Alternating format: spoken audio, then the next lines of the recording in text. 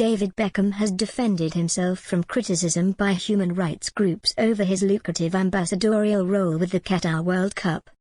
The former England captain came under attack from both LGBT+ and workers' rights campaigners after it was claimed he is making £15 million a year working with the nation.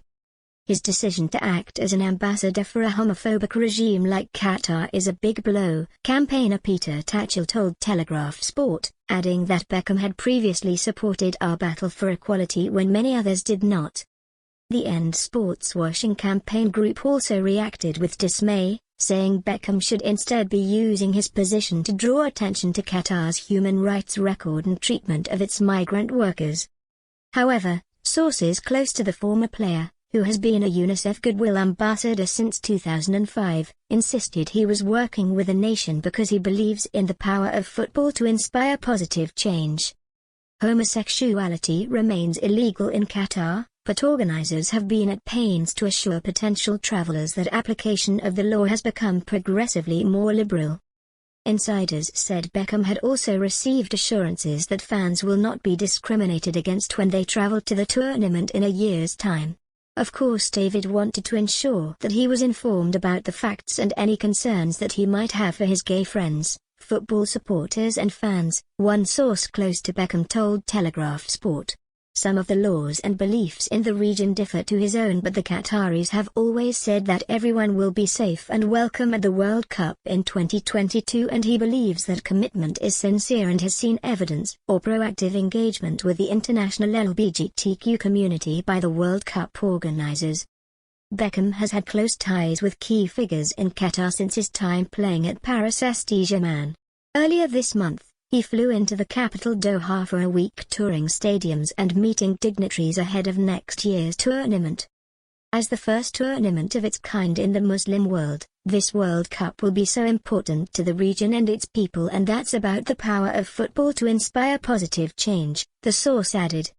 The exact value of Beckham's deal with Qatar over the coming years is undisclosed, but The Sun on Sunday newspaper estimated Beckham could eventually earn £150 million over the next decade. However, Tatchell, also assessing Qatar's record on women's rights as well as workers, said the deal was both surprising and distressing, given he is as an icon for many LGBT+ people. In August, Amnesty International had called on England players to take a leading role in pushing FIFA and Qatar to improve the rights of migrant workers as well as punishing homosexuality with imprisonment. Qatar also runs secret gay conversion programs that seek to turn LGBT+ people straight, Tatchell added. In addition, the regime treats women as second-class citizens. It requires them to get the permission of a male guardian to study, marry and travel. Migrant workers are housed in poor conditions, subject to onerous employment contracts, and more than 6,500 have died since Qatar was granted the right to host the 2022 World Cup. David seems to be putting a money-making deal before human rights. This is damaging the Beckham brand. I hope he will think again. Beckham is understood to have been told Qatar has previously acknowledged the need for improvements on labor rights, and it has made improvements.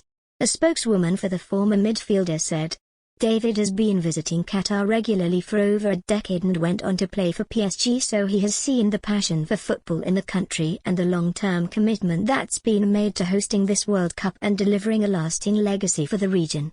He's always talked about the power of football as a force for good. As we reach the 1 year to go point, he joins the wider football community that is coming together for the World Cup 2022, and he's looking forward to what he thinks will be a great tournament. Sasha Deshmukh, Amnesty International UK's CEO, said later in a statement, "It's not surprising that David Beckham wants to be involved in such a major football event, but we would urge him to learn about the deeply concerning human rights situation in Qatar and be prepared to speak out about it." Qatar's human rights record is troubling, from the country's long-standing mistreatment of migrant workers, to its curbs on free speech and the criminalization of same-sex relations. Qatar's mistreatment of migrant workers, the people whose hard work is making the World Cup possible, is especially disturbing.